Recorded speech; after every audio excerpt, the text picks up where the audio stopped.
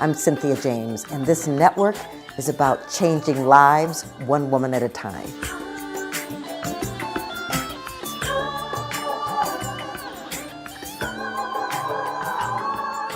So ladies, welcome to Women Awakening. I'm Cynthia James. I'm your host, and I get the extraordinary opportunity to introduce you to women that inspire me, women that are change makers, women that are absolutely stepping through portals and inviting us all to come with them. So I'm thrilled to be here. I want you to know that I would love for you to subscribe. You know, we're on YouTube, we're on Spotify and iHeart and Amazon Music, a lot of different places you can find us.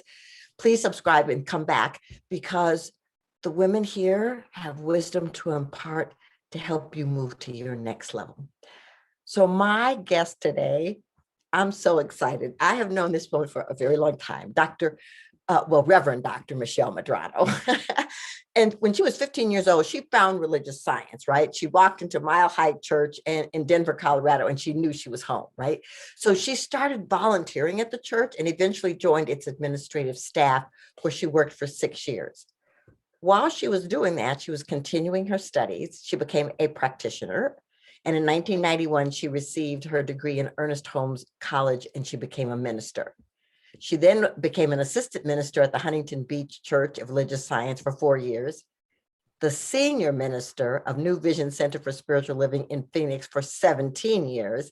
And then she returned to Mile High in 2013 as an associate minister.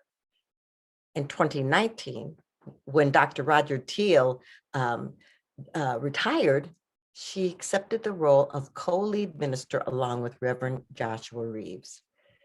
This is exciting. Her first book just got launched, and we're going to talk about that. The name of the book is Resolve Your Fears, Activating Your Spiritual Immune System. Michelle, thank you so much for being here. Oh, my pleasure. My pleasure. I am so happy to be with you. I'm so happy to see that you are not only anchoring such an amazing spiritual community, but you're spreading your wings out into the world to bring your message. And so I always like to start at the beginning, you know, because a lot of people think that successful people just leaped into that. And so I would love for you to just talk about a little bit about your childhood. You know, what was it like growing up? One of my favorite books in the world is called A Path with Heart. And I like the subtitle a lot. It's by a man named Wayne Mueller. And the subtitle is The Spiritual Advantages of a Dysfunctional Childhood. And so I had great spiritual advantage, I would say, in many respects. I mean, on one level, I had loving parents in many ways, but they were very young. So I was born to teenage parents who found themselves pregnant with me. They were ill-equipped to be parents. And my father was raised in a household with alcohol addiction and rage addiction. And so there was violence in my household growing up, as my father pretty regularly beat my mother up and controlled my mother and tried to keep her under his control and keep her down. And they continued to have children. And so I was the oldest of 3 children. And so there was a lot of witnessing of physical abuse in my childhood. And my father was kind of like the classic Dr. Jekyll, Mr. Hyde. He was extremely charming and intelligent and good looking and fun. And on a day when he was centered, it was amazing. And we just never knew when there was going to be that shift that would occur. And suddenly everything changed. And they fought and fought and fought. And it was very scary and filled with tension. And finally, my mother, whom I speak about a lot in my book, had the courage to break out of this marriage and take her 3 children out of this dangerous home when she didn't have a career. She'd hardly ever worked. She barely had gone to college. He finally had let her go to college, and she was able to take us, and it was very hard. We were very poverty stricken for quite a while. I was babysitting to make money so we could eat. that kind of life. And then eventually she started finding her way, and became a real estate agent and a mortgage lender, and became a international speaker and teacher and workshop facilitator, and began to help other people. And so that was my childhood. But underneath all that was this part of me that always felt connected. I was that really weird little intuitive psychic child who told people things they shouldn't tell them about themselves, who kind of knew underneath all this crap that I'm witnessing, I could feel and sense something. So even though my father insisted we be raised in the Catholic Church, when my parents divorced, my mother and I freed ourselves of that. Not to mention that I got kicked out of catechism, but that's a whole other story altogether. And we started looking for spiritual sustenance. And we both had this intuitive sense that there was this force, this power for good in the universe, and that it was within us. And that led us to Mile High Church. And that changed my life forever, allowed me to really spread my wings. Well, what I love about this is that your mother really was a way shower. She showed how to get out of something that wasn't supportive into an expression of herself that Yes. became a support for others. And I love that, because I came from a dysfunctional childhood too. And it was a journey trying to find myself, trying to take care of myself. And I would just love to talk for a moment about, you know, what did you see in terms of the behaviors, the thought processes that didn't support you until you could find your center? Well, a lot of it was had to do, I think, with things I took on from my mother. I feel like, in a sense, I sort of have two mothers. I witnessed this young mother who couldn't really feel free to think for herself, speak for herself, have her own thoughts and ideas, and with a father who none of my emotions were allowed at all. Didn't matter if I was happy or sad, my emotions were a huge disruption to him. So I was fairly frozen, I think. And then I watched my mother um, begin to do her own personal work. That's really what changed everything. And she began to go to counseling and go to therapy, and began to tell people the truth about what was going on in our household. And as I watched her awaken and sort of come alive and become this completely different person, I also felt the pull of that as her daughter on me.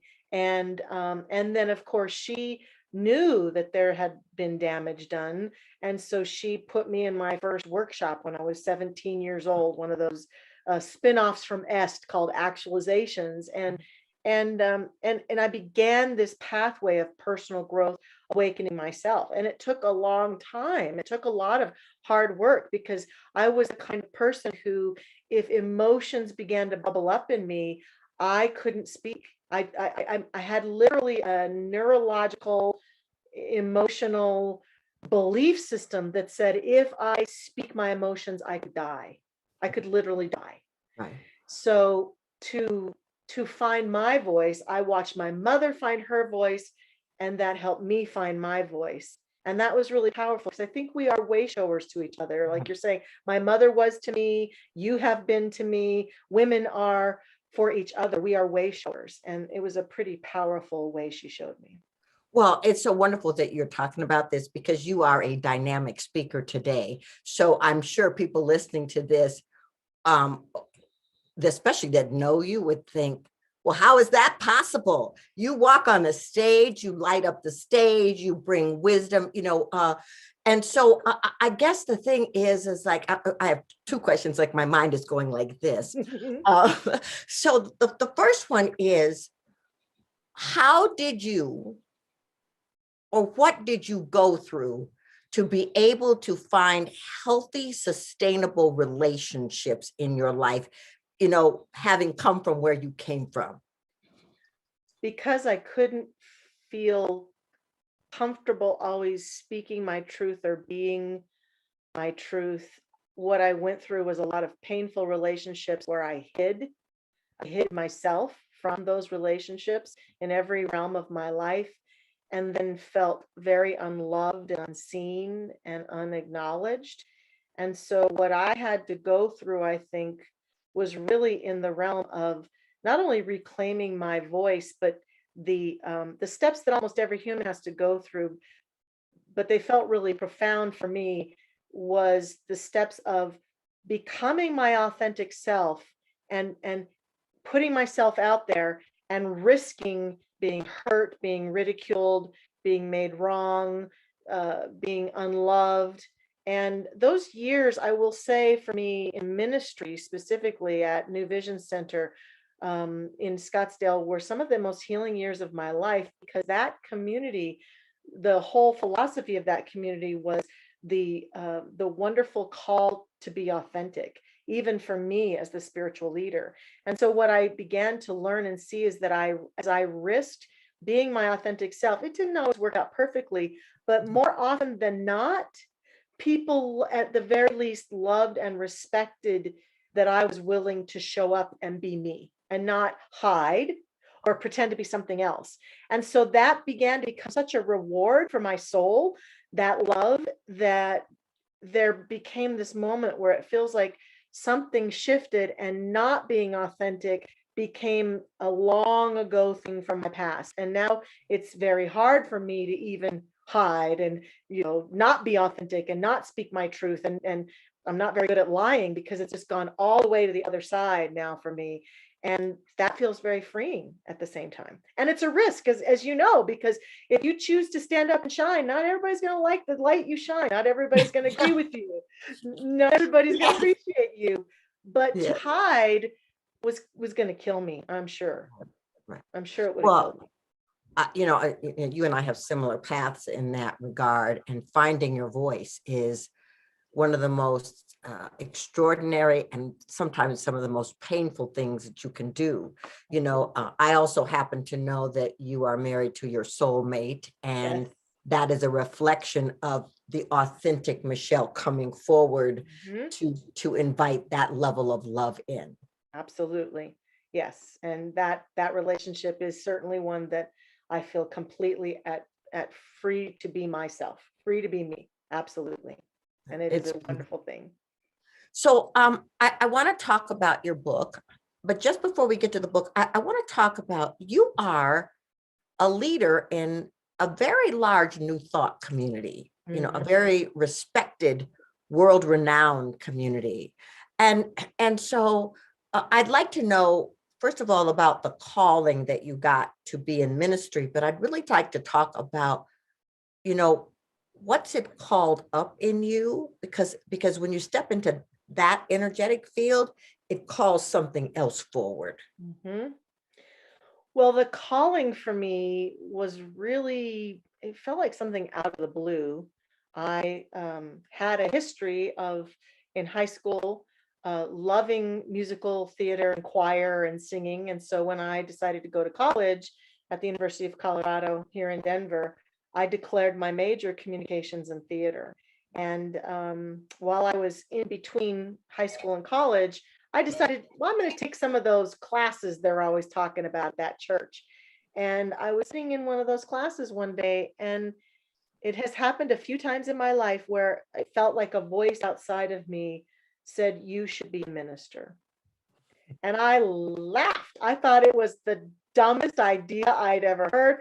I thought with this major I was pursuing that I could possibly be in network news or on the stage or in movies or something like that. I had an entertainment career completely mapped out for myself.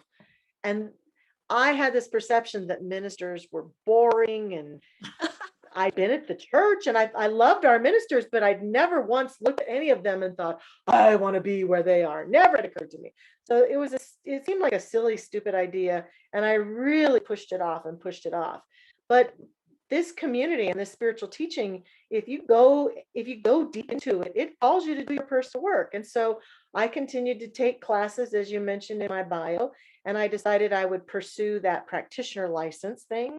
And that was a lot of personal growth work, a lot of burning away of that which is no longer serving. And so as that fell away, I remember having this moment where I found myself, basically, it felt like on my knees, surrendered, saying, okay, ministry, I'll do ministry. And that day I gave up all those other dreams. They just kind of fell away, and my pursuit became ministry. And I remember coming to work the next day at Mile High and telling Roger Teal that I had this call and I had finally surrendered and I was going to go to ministry school, which would have been in LA. And he said, that's interesting. We're opening a school of ministry right here at Mile High. And so I was the first one to apply.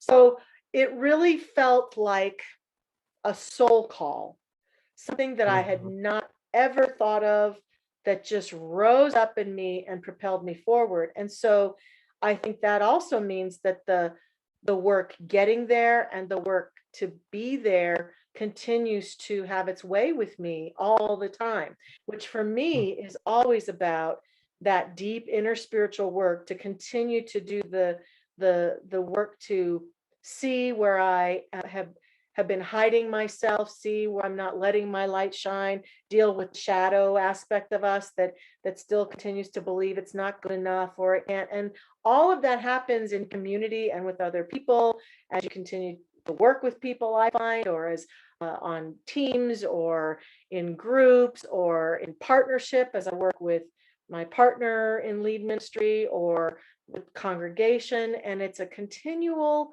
call to be doing what it is that I preach to people they should be doing. That's really very important. Yes. Yeah. Well, and to do it on such a large stage, Yes. I mean, it's like there is no hiding. You are 100% visible no Yes. matter what. And Mhm. so you've also been nurturing this community through a pandemic. Yes. Yes. And so I want to know how in the world did you do that and write a book at the same time? Well, the truth is that I had written this book, the big chunk of it, in 2019 before the pandemic. So Okay. what happened during the pandemic was I was able to finish off some of it, surrender it over to editors. And the part I did in 2020 was mostly cleaning up and readjusting. So I didn't actually sit and write, because you're right, I don't know how I could have written a book in 2020, because there were so many other things for us to be focused on, and keeping people supported through this really challenging time. And Well, and yeah, they couldn't come in the room. right, how do you provide pastoral care and prayer support and uplift people when they can't be there in person? And so it was an immense creative challenge, an immense spiritual challenge, an immense organizational challenge. And I think that I'm most proud that we all met the challenge. All our board, all of our staff, all of our ministers, all of us just really came together in a profound way. And we're always all about helping to keep our community supported and uplifted. And of course, there were members of our community for whom this pandemic really didn't affect them. Their health was fine, their finances were fine, their jobs were fine. But then there were also quite a few of them who lost jobs, who had health issues or lost loved ones, had financial issues. We had very generous donors. For example, a donor who donated a big chunk of money and said, if anyone in the church can't pay their rent or can't feed themselves or their family, please use this money to help out. And so we were able to help out a lot of people who got into that struggle space. So that's the classic way that a church or a spiritual community can support people really continued to show up. But we had to be creative about how we did it and what it looked like, for sure. And it was big. Absolutely. And you did a beautiful job. It was Thank you. quite inspiring for me to witness. So I want to talk about your book, Resolve Your Fears, Activating Your Spiritual Immune System. Okay, where did this title come from? and what pulled you to write it? So here's the truth. The original title that I had given it, the working title in 2019, was Fear, the Virus That Really Killed Us. I went to a writing workshop and I was asked to consider writing a book that I had passion about, a topic that if I could write about it and change it on the planet, that it could help people's lives be better. And for me, for a long time now, if asked, what do I think would most help people thrive? I've thought that it would be the eradication of fear. If we could stop being so afraid, afraid of the future, afraid of growing old, afraid of each other, afraid of the people in who are not like us in other countries and other religions and other political parties. If we could stop being afraid of our own bodies, if we could stop being afraid of God, whatever we believe God to be, if we could eradicate fear, I feel like, or be more courageous, if you want to put the spin on the opposite of it, that I feel like people would be happier, would live a better life. And so I knew the book wanted to be about fear, but then in 2020, when the pandemic hit and I started working with the editors, we started saying that title might be a little insensitive, given that we've all been doing this battle with this virus, right? so we worked and came up with a different title, but my theory in the book is that our physical immune system, when we do what's necessary in our physical world to keep our body strong and help our immune system meet the needs that allow it to thrive, we could go to a room where someone has the flu and that virus could get into our system, but our immune system would fight it off. And immunologists tell us all the time that we all have cancer cells that pour into our body, but our immune system fights them off. And what's the difference between when the immune system does fight them off and when the immune system doesn't fight them off? Where suddenly those cancers do take, or those cells do take over, and someone suddenly has the flu or has cancer, has some illness. And it's all about keeping that baseline of your immune system strong. Now, there are a lot of other factors, of course, that have to be in consideration, but that theory became the theory that I began to ponder around fear, that I believe there's a spiritual immune system too, that our consciousness, the seed of our consciousness is like our immune system. And that if we constantly feed it fear and resentment and anger and constantly are focused on negativity, then as the world, the media, your mother, your partner, other things feed fear to us, that we are prone to what I call getting the fear flu, where we just have this underlying illness of fear and we look at everything through the eyes of fear. So I wrote this little fairly basic book just to say, do what you can do to help your spiritual immune system stay strong, so that fear that is being fed to us on a constant basis can't take us down so easily. Yeah, because fear is a virus for the human design. Okay, hold up your book. This is your first book. We need to celebrate it. Yes, awesome, awesome, beautiful. So I want you to tell people how to find you, how to find your book. I mean, I know they can find you at Mile High Church, but where else can they connect with you? Thank you. I have a new website that is www.resolveyourfears.com. And if you go to resolveyourfears.com, you can see the book, purchase the book there. You can also purchase the book on Amazon if you choose to. And on my resolveyourfears.com, I have a fear meditation that people can listen to help eradicate fear. I'm posting some blogs to continue to talk about different things we can do to stay courageous and different experiences that I'm having. I have a place that you can sign on to be on a list, so that as things are happening with the book or things are happening with the blogs, I can reach out to people. So it's a fun experience to have, to head in this direction and to have this little book that I'm proud of, and I really hope helps people learn to be more courageous. That is so wonderful. So ladies, I hope you will run out and get this book. I have witnessed this woman over the years, move beyond fears to step into power. And so I'm sure that when you read this, it will be insightful. So I asked the same last question of every guest. Okay. And the question is, this show is called Women Awakening. What is the one thing you think women need to know about the importance of their awakening?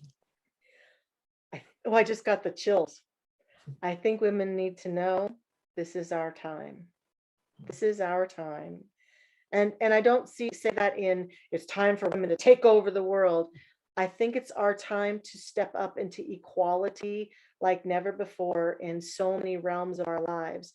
And we're seeing it all over the planet that things we are in an amazing evolutionary time, that we stand on the shoulders of women from our past who stood up and said, we want to vote and we want equal rights and we want, all women to be treated equally. And we now are beginning, I think, to see the wave of that awakening. And so we each have our part to play, and that we each have to step up. We have to be our authentic selves. We have to awaken to the light within us, and we have to shine it and give it and step up into the world like never before. Oh, Michelle, that's beautiful. And how wonderful for me to witness your time and you stepping into that awakening. Thank you so much for being here. I am so grateful. Thank you, Cynthia. It's been wonderful to be with you. So, ladies, we do this once a week. I'm going to invite you to come back to subscribe and really dive deep into what these women have to offer, because each one of them is showing us that there is a field of infinite possibilities and potentiality that we can step into. I want to remind you that you're powerful, that you're dynamic, that you're magnificent, that there's no one like you. You are unrepeatable. And so you can step into the fullness of who you are and accelerate your awakening, because the world is waiting for you. Thank you so much. I'm so grateful to be with you, and I'll see you next week.